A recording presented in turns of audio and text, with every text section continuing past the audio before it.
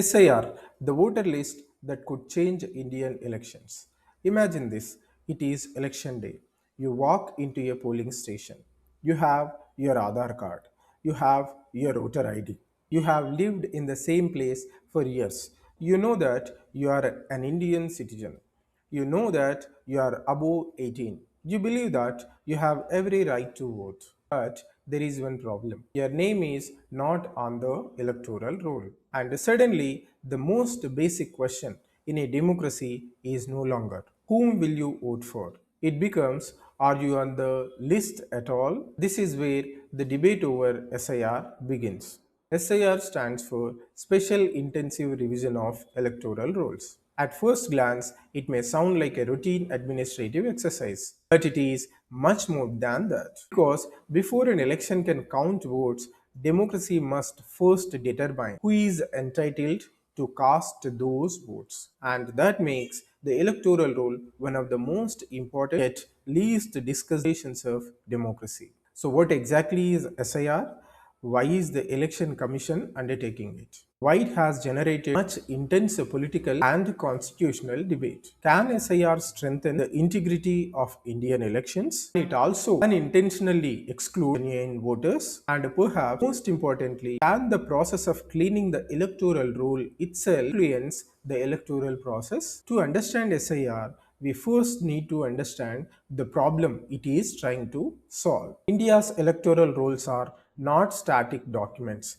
India is a country of enormous demographic movement. People migrate from villages to cities. Workers move across states. Families change residences. Young people become eligible to vote. People die. Some voters may remain registered at an old address even after moving elsewhere. In some cases, duplicate entries can emerge, and sometimes names of deceased persons may remain on the rolls because the relevant information does not reach the electoral authorities in time. The Election Commission itself has identified problems such as migration, duplication and non-reporting of deaths as factors that can affect the accuracy of electoral rolls. So there is a legitimate administrative challenge before the Election Commission. How do you maintain an accurate electoral roll in a country of more than a billion people? The answer cannot simply be prepare the roll once and forget about it. The electoral roll has to be continuously updated. Normally, electoral rules undergo periodic revision and continuous updating. Citizens can seek inclusion. Names can be corrected. Eligible voters can be added. Ineligible or duplicate entries can be removed. But an intensive revision is different in scale and method. Instead of depending primarily on citizens coming forward, the administration actively goes into the field. Booth level officers visit households. They distribute and collect enumeration forms. Existing entries are examined. Information is cross checked. Claims and objections are invited. And where questions arise regarding eligibility, the electoral authorities undertake further verification. The basic objective stated by the Election Commission is extremely important. No eligible citizen should be left out, and no ineligible person should be included in the electoral roll. That sounds perfectly reasonable. In fact, it sounds like an essential requirement of a credible election. But this sentence contains a difficult balancing act. False inclusion and false exclusion are both problems. If an ineligible person is included, the integrity of the electoral roll is compromised. But if an eligible citizen is wrongly excluded, the citizen's democratic right is compromised. And therefore, SIR is not simply a question of deleting names. It is a question of finding the correct balance between electoral integrity and electoral inclusion. Now, let us understand how SIR actually works. The process begins with enumeration. Booth level officers conduct house to house visits. They provide enumeration forms to existing electors. Citizens fill the required details and submit the forms either through the BLO or through the prescribed online mechanism. The Election Commission has also provided mechanisms through which citizens can search their names, submit forms, raise claims, and track appeals. Political parties are also brought into the process through their booth level agents. This is significant because electoral rule revision is not supposed to be a completely invisible bureaucratic exercise. Political parties have a direct interest in ensuring that eligible voters remain on the roll and that questionable entries are identified. After enumeration comes the preparation of the draft electoral roll. And this is where the process becomes particularly important. A draft rule is not necessarily the end of the process. There is a period for claims and objections. If a genuine voter finds that his or her name is missing, there are mechanisms to seek inclusion. If a person's eligibility is questioned, there are procedures for responding. If an electoral registration officer passes an adverse order, there are appellate mechanisms. The Election Commission's own voter services currently provide facilities for submitting claims, seeking deletion, searching electoral rolls, and tracking appeals. So, SIR should not be understood simply as the Election Commission is deleting names. The actual institutional process is more complicated. It involves enumeration, verification, draft publication, claims, objections, adjudication, and appeals. And this brings us to the first major question. Why has SIR become so politically contentious? To understand that, we have to look at Bihar. The Bihar SIR became the most important case study in the entire debate. In 25, the Election Commission ordered an intensive revision of Bihar's electoral rolls. The previous intensive revision had been conducted in 2003. In the intervening period, electoral rolls had undergone ordinary revisions, but the Election Commission argued that demographic changes, migration, duplication, and other factors made a fresh intensive exercise necessary. The process generated enormous political controversy. Nearly 65 lakh electors were excluded from the draft roll, published on the 1st August 25. Now, this number needs to be understood very carefully. It does not automatically mean that 65 lakh genuine voters were permanently enfranchised. A draft exclusion can contain many categories. Some people may have died. Some may have permanently migrated. Some entries may have been duplicates. Some voters may have failed to submit the required enumeration form. And some genuine voters may have faced difficulties in establishing their eligibility or completing the process. Therefore, the number of names excluded from a draft rule cannot by itself be treated as proof either of mass fraud or mass enfranchisement. The crucial question is what happened to those names after the claims and objections, and this is precisely why procedural safeguards matter. The Bihar exercise eventually became a matter before Supreme Court. The constitutional question was profound. Does the Election Commission actually have the power to conduct such an intensive revision? Can it require additional verification? Can it examine citizenship for the limited purpose of determining eligibility for inclusion in the electoral roll? And what safeguards must accompany such an exercise? On 27 May 26, the Supreme Court delivered its judgment in Association for Democratic Reforms versus Election Commission of India. The court upheld the validity of the BR-SIR. It held that the exercise was traceable to Article 324 of the Constitution, read with Section 21(3) of the Representation of the People's Act 50. The court also held that the exercise had a legitimate purpose, satisfied the requirements of appropriate proportionality, and complied with the applicable statutory and procedural safeguards. Importantly, the court held that the Election Commission has the power to undertake a limited inquiry into citizenship for determining eligibility for inclusion in the electoral roll. But there is another important aspect. During the proceedings, the Supreme Court required greater transparency regarding excluded voters. The Election Commission was directed to publish the list of excluded electors along with the reasons for exclusion. The court also directed that Aadhaar could be considered as a document for establishing identity in the process while making it clear that Aadhaar itself is not a proof of citizenship. This distinction is extremely important. Identity is not the same thing as a citizenship, and citizenship is not the same thing as electoral registration. These are three different legal concepts. A person may have an identity document, but eligibility to vote depends upon the constitutional and statutory requirements governing electoral registration. This brings us to a deeper question. What exactly is the relationship between citizenship and voting? The Constitution provides for elections to the Lok Sabha and state legislative assemblies on the basis of adult suffrage. But voting is not simply a matter of possessing a document. The electoral law establishes the conditions under which a person becomes an elector. The Representation of People's Act 1950 provides the statutory framework for electoral rolls. Therefore, the electoral roll is where constitutional democratic principles administrative machinery. And this is why the quality of the electoral rolls matter so much. Let us now consider the argument in favor of SIR. Imagine an electoral roll containing thousands or millions of duplicate entries. Imagine names of people who have died remaining on the list. Imagine a person being registered in more than one constituency. Imagine people who are not entitled to be registered being included.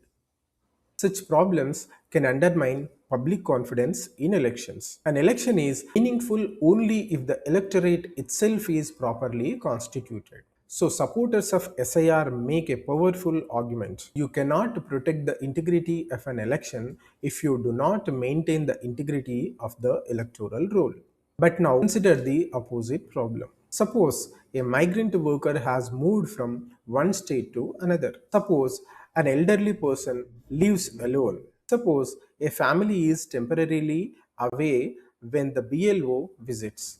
Suppose a homeless citizen does not have conventional documentary records. Suppose a poor citizen does not understand the procedural requirements. Suppose a genuine voter is unable to complete the required form within the prescribed period. Suppose an administrative error results in deletion. Then the same mechanism designed to clean the electoral roll potentially use another problem, the exclusion of genuine voters. And this is the central democratic dilemma of SIR. How do you remove the ineligible without the eligible? This is not merely an administrative question. This is a constitutional question. It is a political question, and it is the question of democratic legitimacy. Now, think about who might be especially vulnerable to administrative exclusion. Highly mobile populations, seasonal migrants, urban workers living in rented accommodation, homeless populations, people living in informal settlements, the elderly, persons with disabilities, people with limited access to digital systems, and citizens who lack easy access to official documentation. The issue here is not that all such people will necessarily be excluded. The point is different. Administrative burdens are not experienced equally by all citizens. For a highly literate and digitally connected citizen, filing a claim may be relatively easy. For a migrant worker who is thousands of kilometers away from the place where the record is maintained, the same process may be much more difficult. Therefore, the fairness of SIR cannot be judged merely by asking whether a procedure is. We must also ask, can every eligible citizen realistically use the procedure? This is where the principle of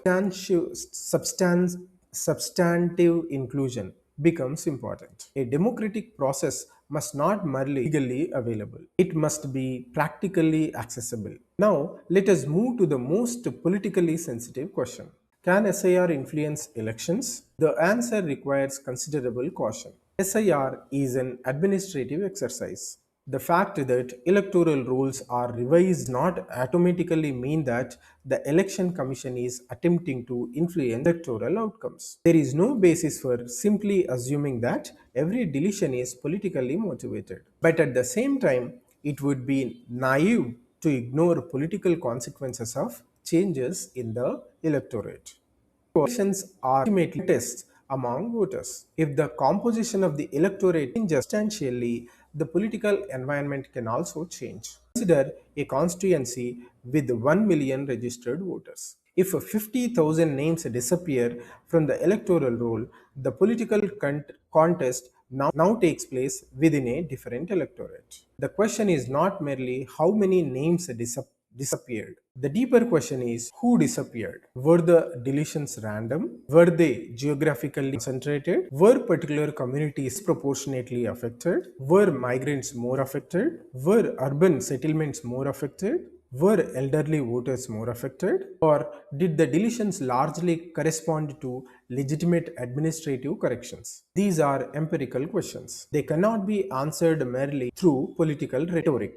And this is where transparency becomes critical. A credible electoral roll revision should allow independent observers, political parties, civil society, and citizens to understand the reasons behind their changes. Because the legitimacy of an election depends not merely on the final result, it also depends on whether people trust the process that produced the electorate. This leads us to an important distinction. There are two kinds of electoral integrity. The first is integrity of the vote. Were votes cast properly? Were procedures followed? Were votes counted correctly? But there is another dimension. Integrity of the electorate. Were the right people included? Were eligible citizens protected from wrongful exclusion? Were ineligible entries removed through a transparent process? Were citizens given notice and an opportunity to challenge adverse decisions? These two dimensions are inseparable.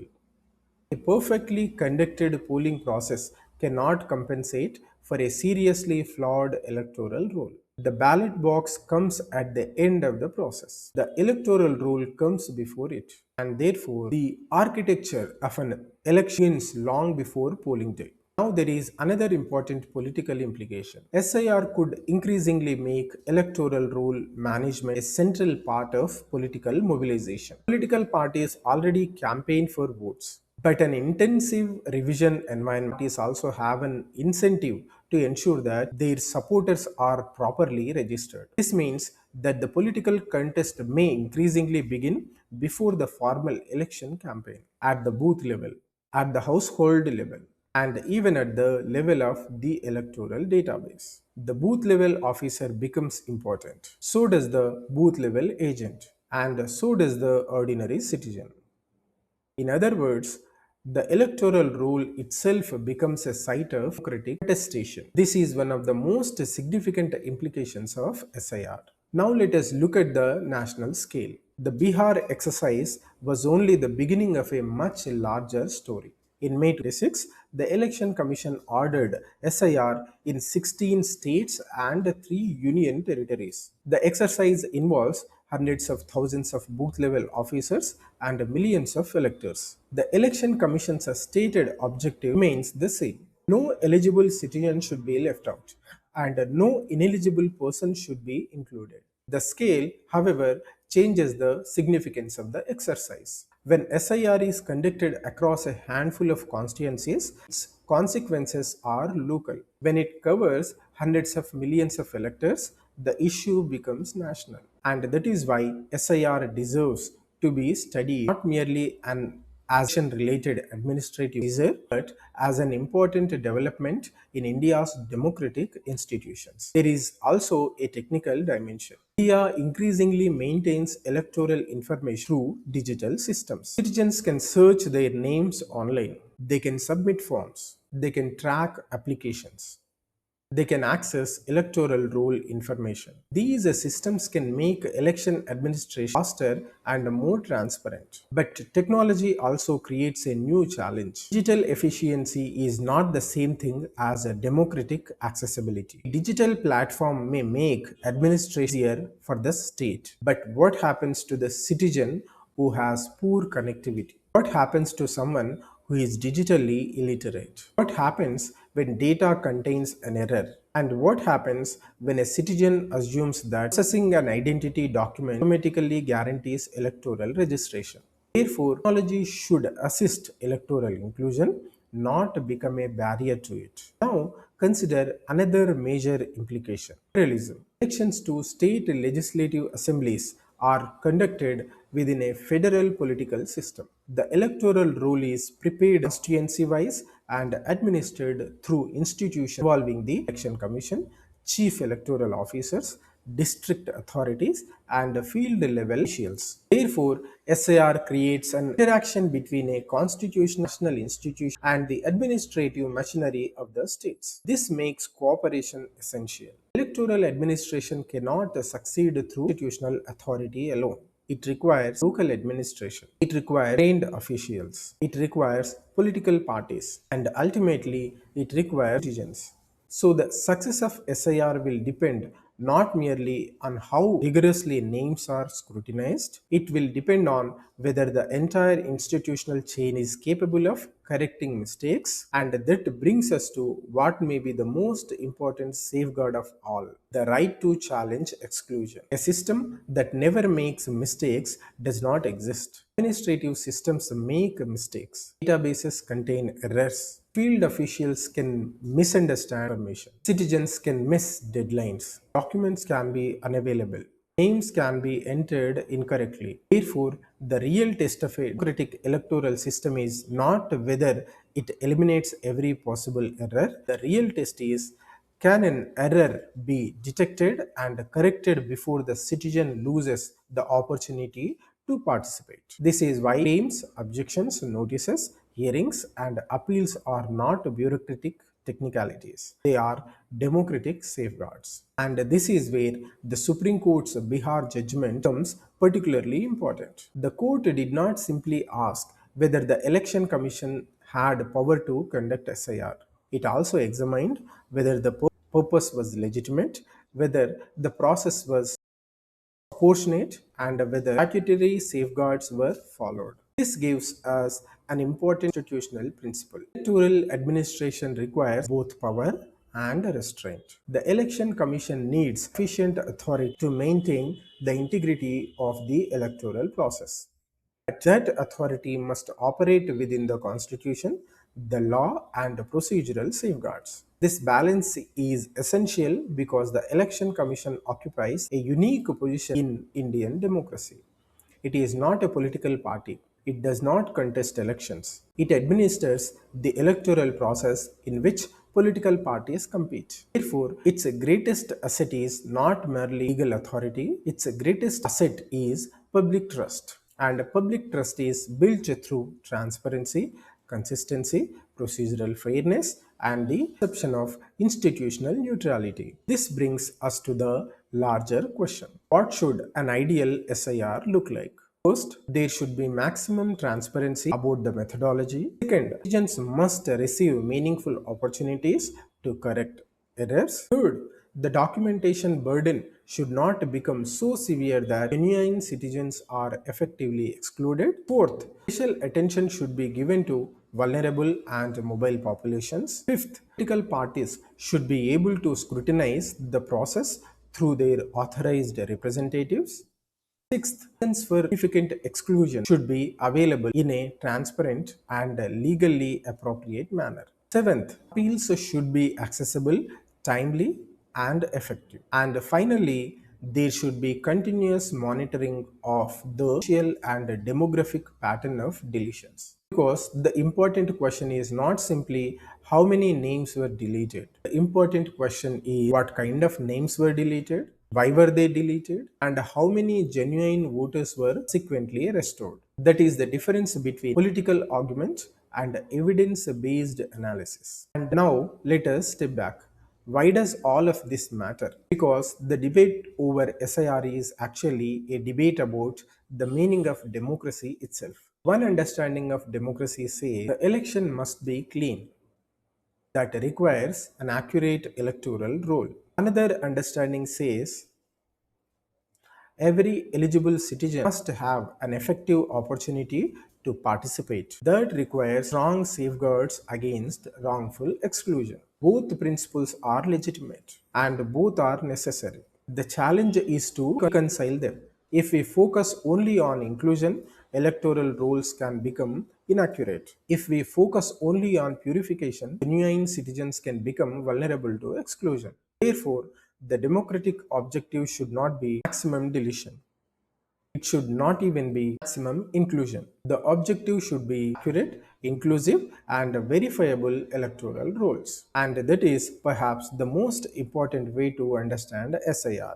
It is not simply a campaign against fake voters. It is not simply an administrative cleanup, and it should not be automatically be treated either as a democratic reform or as an instrument of political manipulation. It is a powerful electoral administration mechanism. Its consequences will depend on how the mechanism is implemented, because the same process can produce two very different outcomes.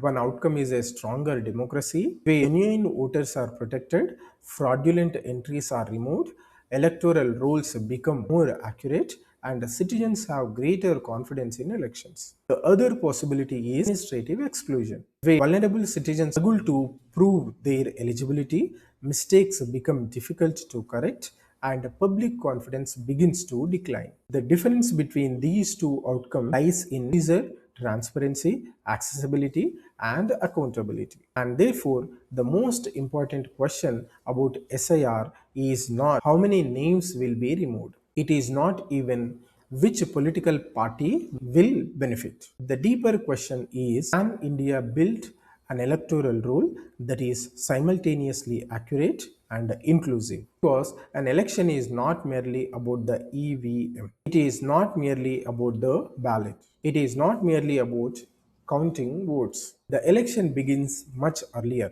It begins with a list that determines who enters the democratic process. And that is why SIR matters. Because when people debate the electoral roll, we are not merely debating administrative records. We are debating the boundaries of political participation. We are debating who gets to exercise franchise. We are debating how the world's largest democracy defines its electorate. And ultimately, we are debating one of the most fundamental questions in a democracy: who gets to vote? The answer must be every eligible citizen, no more,